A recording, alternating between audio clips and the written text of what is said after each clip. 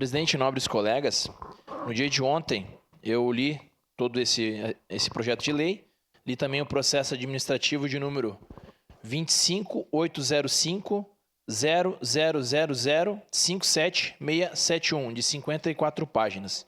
E lá nesse processo eu encontrei algumas inconsistências e alguns equívocos que podem ser consertados para a segunda discussão. Eu fiz um pedido de vista, dando tempo para que o governo executivo pudesse corrigir, porque erros podem acontecer. Quais são os erros desse processo administrativo que está aqui? O mapa está errado.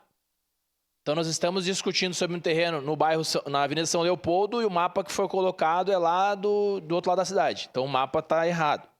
A certidão que está aqui anexada no processo também é a certidão de outro local. Se os senhores puderem olhar o processo administrativo, a certidão que está aqui, ela é a certidão de número 85.707, quando no projeto de lei está expresso que deveria ser a 16.970. Então, a certidão que foi anexada também está equivocada. Outro ponto, não menos importante, é a respeito do valor. O valor que vai ser pago. No processo administrativo, fala o seguinte: a área total deste terreno é de 565,6 metros quadrados. A média de valor daquela área é de R$ 1.581,83 por metro quadrado.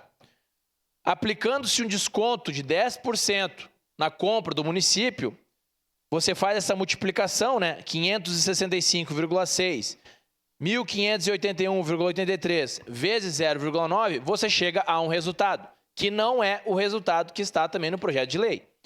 Você chega ao resultado de R$ 805.112,93 centavos. No projeto de lei, nós temos o valor de R$ 810 mil. Ou seja, nós estamos pagando um valor de R$ 4.887,06 centavos a mais do valor que foi calculado pelo processo administrativo. Então, o meu pedido de vista foi para que o executivo pudesse consertar, e não tem como eu votar uma lei que está pagando a mais do que o valor que foi calculado. E com isso, eu peço ao executivo que reavalie esse projeto, né, conserte ele para que a gente possa votar futuramente, porque com certeza essas obras são importantes, mas nós devemos seguir o devido processo legal. Obrigado, presidente.